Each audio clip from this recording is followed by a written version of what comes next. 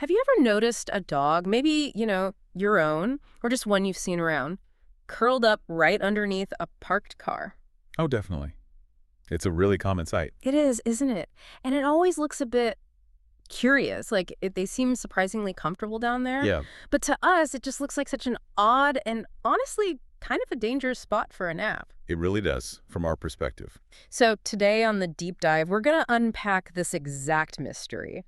Why do dogs gravitate towards what looks like such a risky place? It's a great question.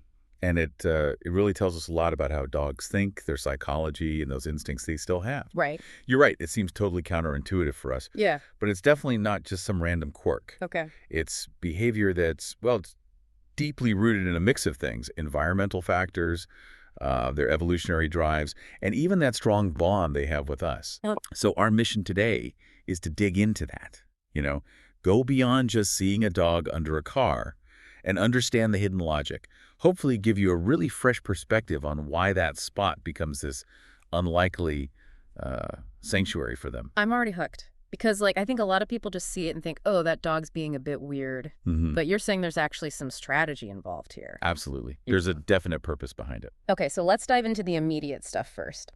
The practical reasons.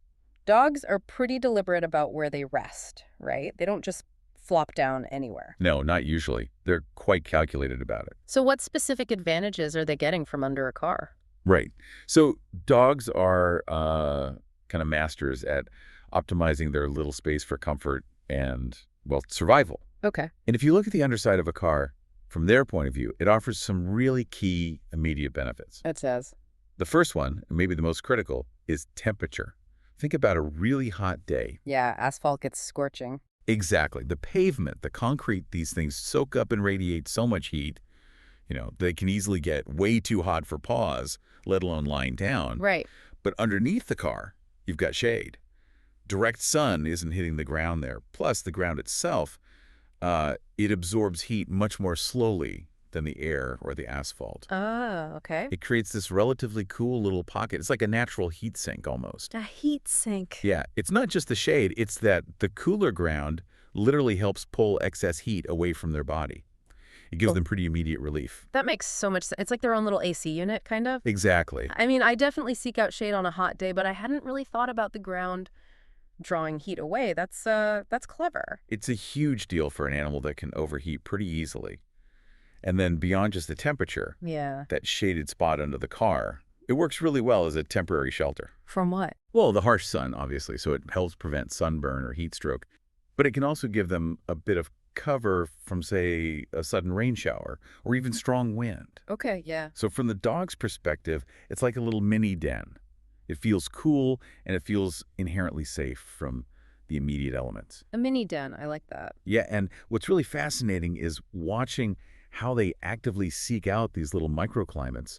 It shows that really strong, innate drive for comfort and survival, even right in the middle of our human world. Okay, that covers the immediate physical comforts really well.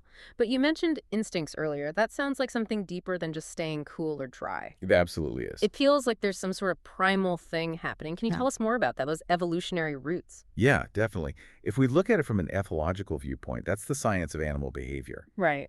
This whole thing is deeply, deeply rooted in their ancestry. Think about wild canids, the ancestors of our dogs. Wolves, coyotes, that kind of thing. Exactly. Their survival strategy wasn't about sleeping out in the open where they're exposed. No, that seems risky. Very. They would instinctively look for sheltered, enclosed spaces. Think dens, burrows, maybe under a rocky overhang. Okay. These spots weren't just for comfort.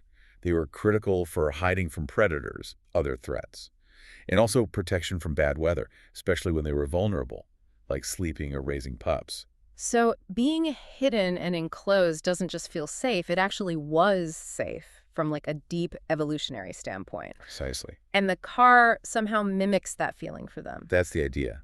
For a dog, that confined, often dark space under a car provides a surprisingly similar feeling of security and concealment. Mm. It basically serves the same purpose as those natural dens. It satisfies that deep-seated, ancient denning instinct that's still very much alive in our modern dogs, even if they have, a comfy bed inside. Even with the fancy orthopedic bed. Even then, under the car, They feel less exposed, less vulnerable. And because of that, they feel more relaxed and safe. It's like tapping into that natural protective hideaway. Wow. If you sort of connect it to the bigger picture, it really underlines how strong these survival instincts still are, Right. right? How they influence their choices in our modern world in ways we might not immediately guess. Yeah. It's a fundamental drive for safety when they feel vulnerable. It's like an echo of their wild past playing out under a Honda Civic. It's pretty incredible to think a parked car can trigger such a basic survival instinct. Yeah. But you also mentioned their bond with us. Yes. That sounds like there's maybe a more emotional reason too, something maybe even a bit touching about their connection to humans. There absolutely is. And this brings us to the huge role of scent in a dog's world. Ah, smell, of course. It's really their primary sense for understanding everything around them. Yeah. We humans, we often seriously underestimate how powerful it is for them. Okay. So think of your car not just as this metal box, but as kind of an extension of the family, scent-wise. Right, because it smells like us. Exactly. Your car carries your unique scent signature.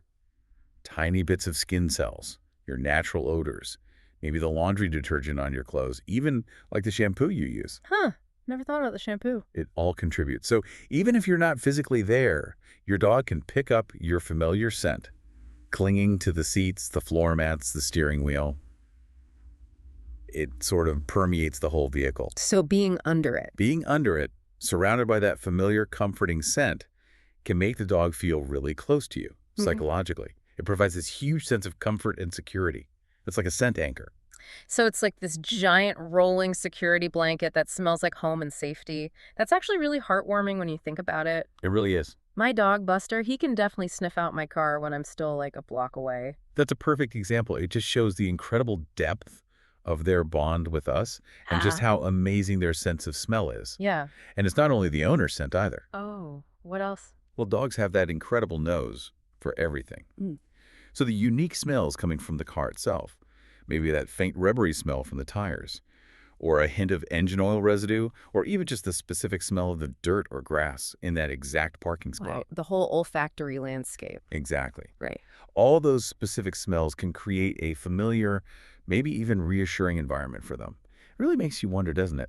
How much do we humans really underestimate the role of scent in a dog's world? Totally. And how much it impacts their sense of well-being, influencing everything from where they nap to how they navigate their entire day. Their nose is telling them a whole story we barely perceive. It's amazing how all these factors come together. The cool spot, the den instinct, that deep connection through scent. From the dog's point of view, under a car is actually a pretty smart, multi-layered choice. It makes perfect sense to them, yes. But, and this is a big but, we absolutely cannot ignore the really serious dangers involved here, can we? No, absolutely not. It looks risky for a reason, and it really truly is. You've hit on such a critical point there. While it's great to understand the instincts, to appreciate why they do it, it's absolutely vital we acknowledge the very real, often life-threatening hazards. Okay, like the most obvious one. The most immediate and, frankly, terrifying danger is the car being started and moved without the driver having any clue the dog is underneath. Oh, God, yeah. Imagine pulling out of your driveway or just backing out of a parking spot, not even thinking about it, and tragically, your pet is right there. That's horrifying. It leads to severe injuries. Or worse, it can be fatal. And so many drivers they don't think to check under the car, especially if they assume their dog is inside or somewhere else safe. Right. It's just that split second of not checking that can have absolutely devastating consequences. And it's not just the car moving, is it? You mentioned other things, too. That's right. Beyond the immediate trauma risk, there are hidden chemical dangers down there, too. From the car itself. Yeah. Cars, they can leak things. Toxic fluids. Engine oil, yes. Brake fluid. And one of the most dangerous is antifreeze or coolant. Antifreeze is really bad, I know that. Extremely toxic. These substances can drip onto the ground, creating these silent hazards. If a dog lies in it, gets it on their paws, and then licks it off. Or even absorbs it through their skin. Or even absorbs some through their skin, yes. It can cause severe poisoning, kidney failure, neurological issues. It can absolutely be fatal. And isn't antifreeze sweet tasting? That's the insidious part. Yeah. It often has a sweet taste, which can actually attract animals to lick it up. Oh, that's terrible. It is. So our dogs, driven by these powerful instincts to find comfort and safety, they don't recognize these chemicals as dangerous. They just see the cool, safe spot. Exactly. It's a really stark reminder that, while their instincts are perfectly natural, they don't always mesh safely with the dangers in our modern human-made environments. Yeah. Understanding why they seek out that spot is what empowers us to actually mitigate those risks and keep them safe. This whole deep dive has really shifted how I see that behavior. What I just thought was kind of a weird habit. It's so much more complex. Really is. So, just to recap for everyone listening, dogs are drawn to cars for this powerful mix of reasons. You've got the environmental comfort, the coolness, the shade. Shelter aspect. Right, the shelter. Then there's that instinctual safety, tapping into their ancient need for a den. Mm-hmm. That feeling of security. And finally, that really profound, reassuring presence of familiar scents, especially our own scent. Absolutely. So it's clear this isn't just some random quirk. It's a multi-layered, instinct-driven choice that honestly makes perfect sense from their perspective. Precisely. And knowing why they do it, well, it isn't just interesting, is it? It's actually crucial information. Right, because it helps us protect them. Exactly. It allows us to take proactive, responsible steps to keep them safe. So if you know your dog likes that spot under the car, What's the main takeaway? the most critical call to action is simple, but it's paramount. Always, always check under your car before you start the engine or move it. Every single time. Even if you think you know where your dog is. Especially then, maybe.